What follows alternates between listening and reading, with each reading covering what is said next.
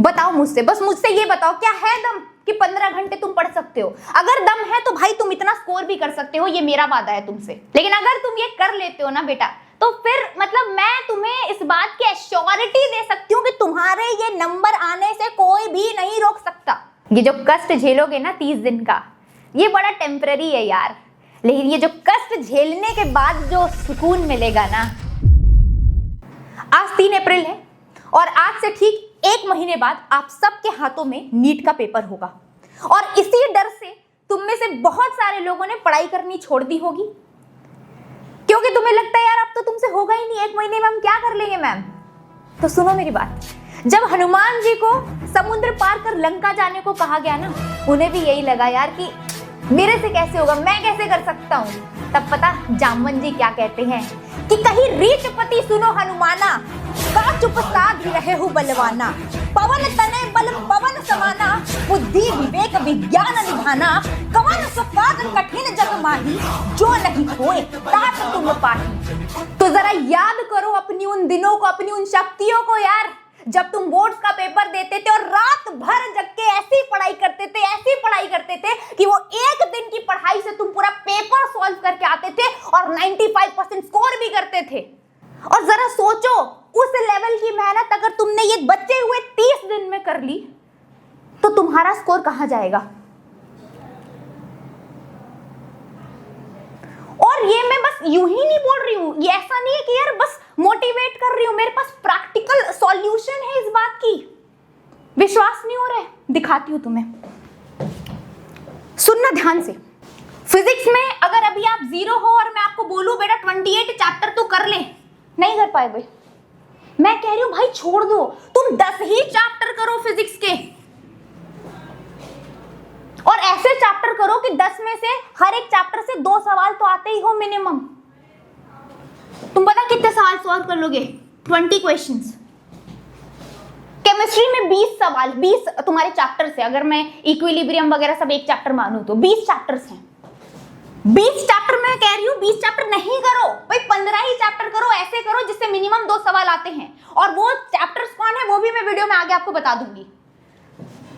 तुम अगर 15 चैप्टर करते हो ना, और 15 में से अगर हर चैप्टर से 2 सवाल आते हैं, तुम 30 क्वेश्चंस कर लोगे यार।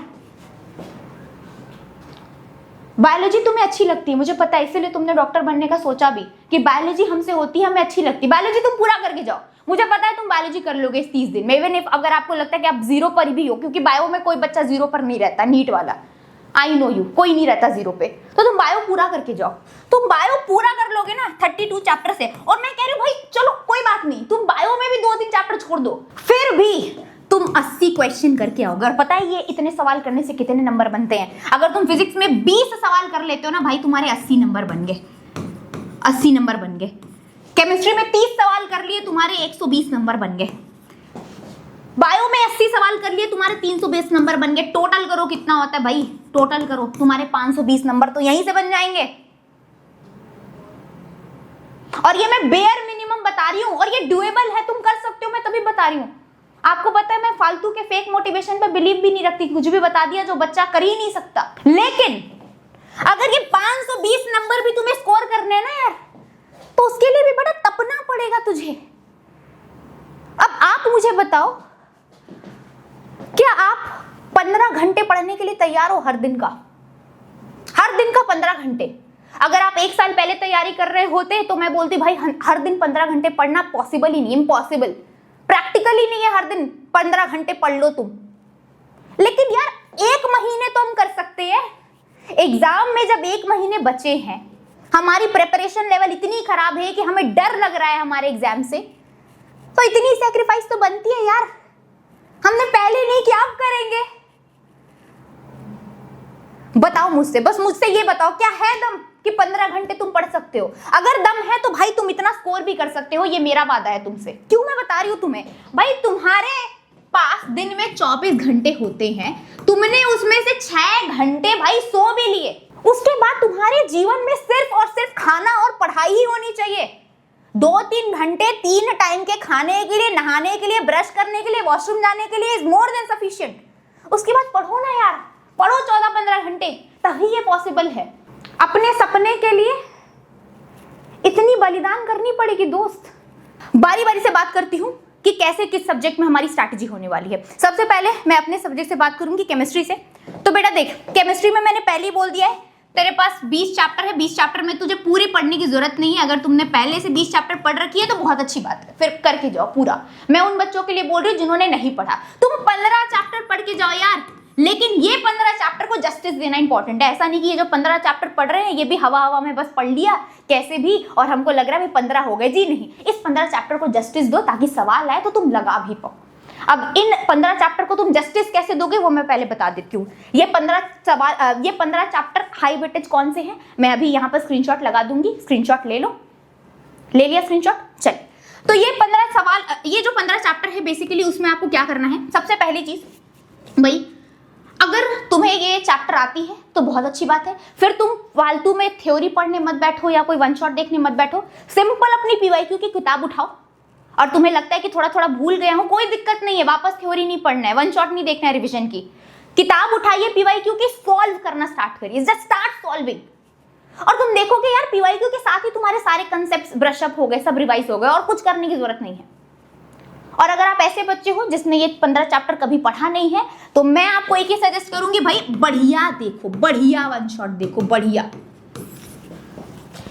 मैंने योद्धा में पूरी ऑर्गेनिक इनऑर्गेनिक फिजिकल केमिस्ट्री करा रखी है, बहुत ही सुंदर तरीके से करा रखी है। आप मेरी प्लेलिस्ट से भी चेक कर सकते हो। और मैं ऐसे नहीं बोल रही हूँ कि यार मेरी है तो तुम देख लो, तुम किसी और की भी देख सकते हो, बट मुझे पता है कि मैंने क्या करवाया अपने लेक्चर में। जो नीट एस्पिरेंट को चाहिए, पूरी एनसीईआरटी कवर्ड है, पूरे पीवाईक्यू कवर्ड है, एम्स के, जेई के, नीट के, एनसीईआरटी के क्वेश्चन सब कुछ मैंने कवर करा रखे हैं अपने वन शॉट में, तो आप देख सकते हो मेरी वन शॉट से। ठीक है जी। उसके बाद जब तुमने वन शॉट देख लिया, बढ़िया वन शॉट देख लिया, वन शॉट देखने के बाद भाई तुम्हारे हाथ में पीवाईक्यू की किताब आ जानी चाहिए और कुछ नहीं आना चाहिए। मैं आप सबको एक बात बता देती हूँ, नीट 2025 के पेपर के बाद बहुत सारे बच्चों के दिमाग में पता नहीं कैसे ये गोबर घुल गया है या मिथ घुल गया है कि आपको लगता है कि नीट 2026 का पेपर अगर हमें क्रैक करना है तो हमें बहुत टफ चीजें पढ़ने की जरूरत होगी। हालांकि ऐसा कुछ भी नहीं है और मैंने अपने एक वीडियो में दिखाया भी, कंप्लीट केमिस्ट्री पेपर का खोल के एनालिसिस कर दिया है और 95% पेपर सिर्फ और सिर्फ एनसीईआरटी और पीवाईक्यू बेस्ड है।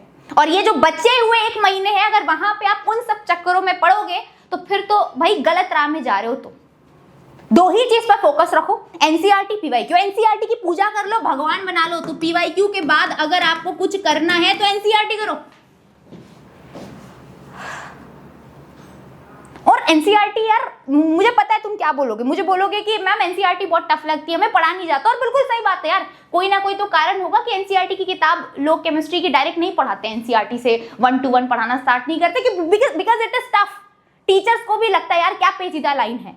तो अगर आपको लगता है कि एनसीईआरटी खुद से नहीं पढ़ पा रहे हो, अगेन मैं बोलूंगी भाई मैंने योद्धा में सब कुछ करवा दिया है। अगर आप लोगों में से कोई बच्चा है जिसने योद्धा के लेक्चर्स देखे, उन्हें पता होगा, दे नो कि मैंने पूरी ऑर्गेनिक इनऑर्गेनिक फिजिकल केमिस्ट्री में एनसीईआरटी के सारे इंपॉर्टेंट लाइंस को कवर किया, सारे इंपॉर्टेंट लाइंस को कवर किया है।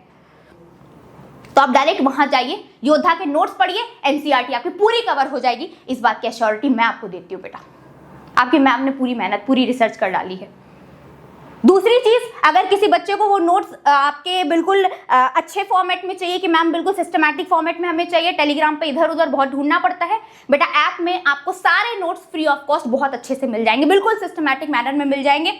उसके साथ साथ आपको डीपीपीज भी मिल जाएंगी फ्री ऑफ कॉस्ट, जिसमें पीवाईक्यूज, नीट की पीवाईक्यूज, एम्स की पीवाईक्यूज, जेईई मेंस की पीवाईक्यूज, सब कुछ सेलेक्टेड पीवाईक्यूज इंक्लूडेड है। और वो सारे सवाल मैंने अपने वन शॉट में करा रखे हैं। इफ एनी केस कोई बच्चा अटक जाता है किसी सवाल में तो वो मेरे वन शॉट से वो सवाल देख सकता है।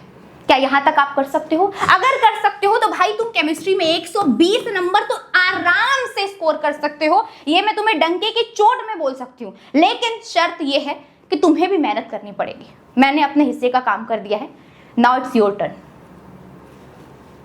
चलिए अब बात करते हैं बेटा जी फिजिक्स पे।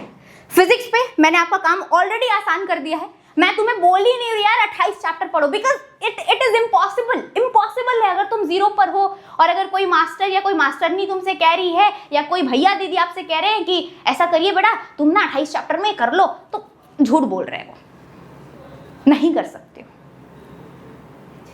किसी ने पहले से कर लिया है, बहुत अच्छी बात है, 0 पर हो, मेरी बात मान लो, विश्वास मान लो, 10 चैप्टर करके जाओ, बट मेक श्योर कि ये 10 चैप्टर भाई तुम्हारे टिप पे हो, टिप पे हो, टिप पे हो, कि सवाल आए तो तुमसे छूटे ना। 10 चैप्टर कौन से करने हैं? अगर आप चाहते हो कि आप मैम हमें प्रोवाइड करा दो तो भाई हम आपको प्रोवाइड कर दे रहे हैं। अभी मैं स्क्रीनशॉट आपको देने वाली हूं, यहाँ पे एक स्क्रीन पर डिस्प्ले होगी, स्क्रीनशॉट लीजिए। ले लिया?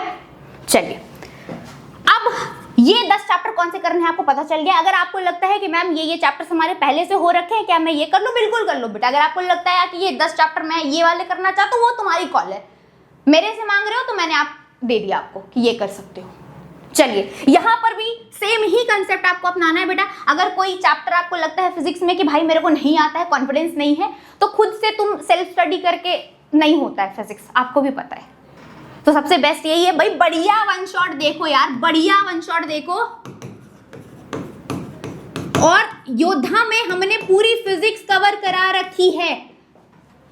अगर कोई बच्चा ऐसा है जिसको फिजिक्स का पी भी नहीं आता है, उनको लगता है मैम बेसिक्स इतनी हिली हुई है, इतनी हालत खराब है कि फिजिक्स तो हमें कभी समझ ही नहीं आती है,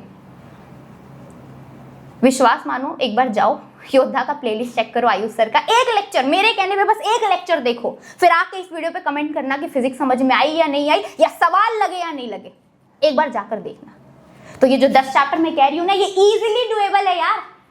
you just need a good teacher और एक बढ़िया मेहनत, शानदार क्वेश्चन प्रैक्टिस, वो सब आपको योद्धा में मिल जाएगी। जाइएगा, जाके चेक करिएगा। और वापस से वही सेम बात है कि आपका ध्यान सिर्फ और सिर्फ पीवाईक्यू पर होना चाहिए। अगेन एनसीईआरटी बेस्ड इस बार इतने सारे सवाल पूछे थे ना नीट 2025 में, और वहीं पर लोगों की हालत टाइट हो गई थी, क्योंकि लोग तो फिजिक्स की एनसीईआरटी पढ़ते ही नहीं है, और योद्धा में हमने फिजिक्स की पूरी एनसीईआरटी भी कवर कराई है। तो आप जाइएगा, बेफिक्र होकर देखिएगा, फिजिक्स का काम बन जाएगा आपका। 80 नंबर तो यार बेयर मिनिमम तुम स्कोर कर ही लोगे। समझ में आ गई फिजिक्स की बात? चलिए, अब नेक्स्ट बायो की बात कर लेते हैं। बायो में आपको मैंने पहले ही बोल दिया है 32 चैप्टर्स है, और ये 32 चैप्टर्स तुम कर सकते हो यार। तुम्हें बायो पसंद है, तुम्हें बायो आती है, और मुझे नहीं लगता आप में से कोई भी एक बच्चा होगा जो बायोलॉजी पे भी 0 पर होगा, आई डोंट थिंक सो। तो ये 32 चैप्टर तुम कर सकते हो। और फिर भी अगर तुम्हें लगे मैम कि 1-2 चैप्टर हमसे नहीं हो रहे, छोड़ दो, तो भी तुम 80 सवाल लगा लोगे भाई, तुम तो भी 80 सवाल लगा लोगे, और तो भी तुम्हारे 320 मार्क्स आ जाएंगे। बट यहां पर एक कैच है बेटा, और ये सेम गलती तुम इनऑर्गेनिक केमिस्ट्री में भी करते हो। जब आप बायो पढ़ रहे होते हो ना, ये बच्चे को ही पता है कि बायो मैम हमें एनसीईआरटी से ही पढ़नी है, लेकिन तब भी जरा सोचो, जब तुम टेस्ट देते हो तो बायोलॉजी में सबसे ज्यादा तुम्हारी नेगेटिव मार्किंग होती है। कारण जानते हो क्या? तुम बायोलॉजी के एनसीईआरटी तो पढ़ते रहते हो, लेकिन तुम सवाल नहीं लगाते यार। सवाल लगाना इंपॉर्टेंट है, क्योंकि जब तक सवाल नहीं लगाओगे ना, होगा क्या, बायो में स्टेटमेंट बेस्ड सवाल बहुत आते हैं, स्टेटमेंट बेस्ड आते हैं कि इनकरेक्ट करेक्ट, इनकरेक्ट करेक्ट। अब तुमने बायो पढ़ ली, लेकिन तुमने सवाल लगाने में कमांड ही नहीं है तुम्हारा। अब तुमने वो स्टेटमेंट देख लिया, इवन इफ तुम्हें पता भी है, तुमने पढ़ा भी है, फिर भी तुम कॉन्फिडेंट नहीं दिखा पाओगे कि यार इसमें नॉट था या नॉट नहीं था। इसीलिए सवाल लगाना बहुत इंपॉर्टेंट है बायो में कॉन्फिडेंस लेने के लिए।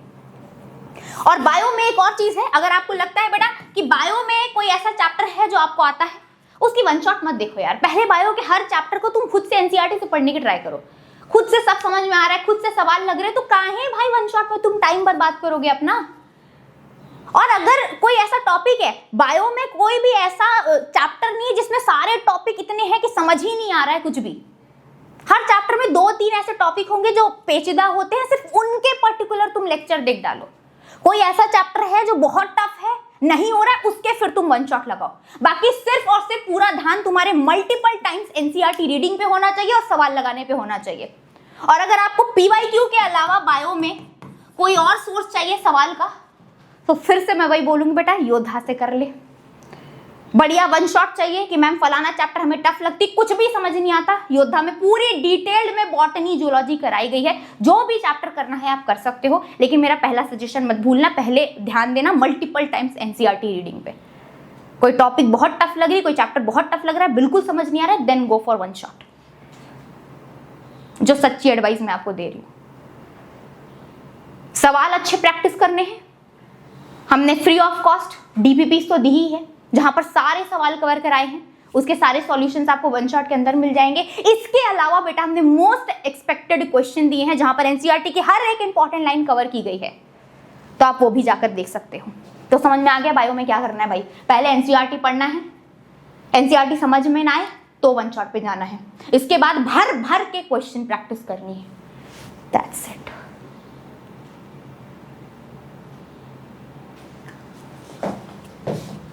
अब एक और इंपॉर्टेंट टॉपिक जहां पर मुझे पता है तुम सब लैग करोगे, तुम सब बोलोगे मैम ठीक है आपने जो बोला वहां तक तुम बिल्कुल 100% कर लेंगे, बट आई डाउट कि ये जो मैं बोलने जा रही हूं ये तुम करोगे या नहीं। लेकिन अगर तुम ये कर लेते हो ना बेटा, तो फिर मतलब मैं तुम्हें इस बात की एश्योरिटी दे सकती हूं कि तुम्हारे ये नंबर आने से कोई भी नहीं रोक सकता। That is test. एंड के टाइम पे सबसे ज्यादा डर टेस्ट से ही लगता है यार पढ़ते रहे टेस्ट दिया खराब नंबर आ गए, फिर वापस से मोरल डाउन होगा, वापस से कॉन्फिडेंस डाउन होगा, वापस से हम पढ़ाई करना छोड़ देंगे, और इसी डर से तुम टेस्ट नहीं देते, मुझे मालूम है। दूसरी चीज है कि भाई मैं तुम्हें 15-10 मॉक पेपर देने के लिए कह ही नहीं रही, तू 5 मॉक पेपर दे दे भाई, तू बस मेरे लिए 5 मॉक पेपर दे दे यार। पता है क्यों? मार्क्स को चेक करने के लिए नहीं कि तुम्हारे कितने नंबर बन रहे हैं, बल्कि इसलिए कि जितना नंबर लाने की तुम्हारे पास क्षमता है उतना नंबर तुम नीट के पेपर में ला पाओ। अगर तुम डायरेक्ट नीट का पेपर देने जाओगे तो तुम्हारे पास तो मौका ही नहीं मिला सीखने का कि तुम क्या उस एनवायरनमेंट में सिली मिस्टेक्स कर सकते हो, क्या तुमसे गड़बड़ हो जाएगी, किस चीज में हमको इंप्रूव करना है, शायद OMR की फीलिंग हमें इस तरीके से करनी है। तो पेपर अटेम्प्टिंग स्ट्रैटेजी सीखने के लिए भाई 5 मॉक पेपर दूंगा, ताकि जो सिली मिस्टेक मैं नीट के पेपर में करके आऊंगा वो मैं यहाँ पे कवर कर लूं, वो मैं यहाँ पे सीख लूं, मैं टाइम मैनेजमेंट सीख लूं, मैं OMR फीलिंग सीख लूं, मैं एवरीथिंग सब कुछ सीख पाऊं। और रेलेवेंट टेस्ट देना यार, ये बहुत इंपॉर्टेंट है। इररिलेवेंट दोगे गंदे नंबर आएंगे, सवाल नहीं लगेंगे, फालतू में मोरल डाउन होगा, फालतू में फिर तुम पढ़ना छोड़ दोगे। अगर रेलेवेंट टेस्ट चाहिए नहीं मिल पा रहा है तो आप एक बार हमारे ऐप पे जाके चेक कर सकते हो, प्रयास मैंने खुद ने बनाया है यार। केमिस्ट्री के सारे सवाल हैंड पिक्ड है, फिजिक्स के सारे सवाल हैंड पिक्ड है, बायोलॉजी के सारे सवाल हैंड पिक्ड है, सभी टीचर्स ने बहुत ही सुंदर से सवाल बनाए हैं, एक बार आप जाके चेक कर सकते हो। तो आई होप कुछ क्लियरिटी मिली होगी आपको। और एक बात याद रखना दोस्त, pain is temporary but pride is forever. ये जो कष्ट झेलोगे ना 30 दिन का, ये बड़ा टेम्पररी है यार, लेकिन ये जो कष्ट झेलने के बाद जो सुकून मिलेगा ना वो परमानेंट रहेगा। जब भी लाइफ में ढीले पड़ोगे ना, जब भी नीचे गिरोगे, तो हमेशा ये पल याद आएगा कि यार ये 30 दिन क्या रगड़ा था खुद को, और ये जीवन भर का सुकून और जीवन भर का कॉन्फिडेंस देगा तुम्हें। ये बात याद रखना, आपकी अंजलि मैम ने बोला है।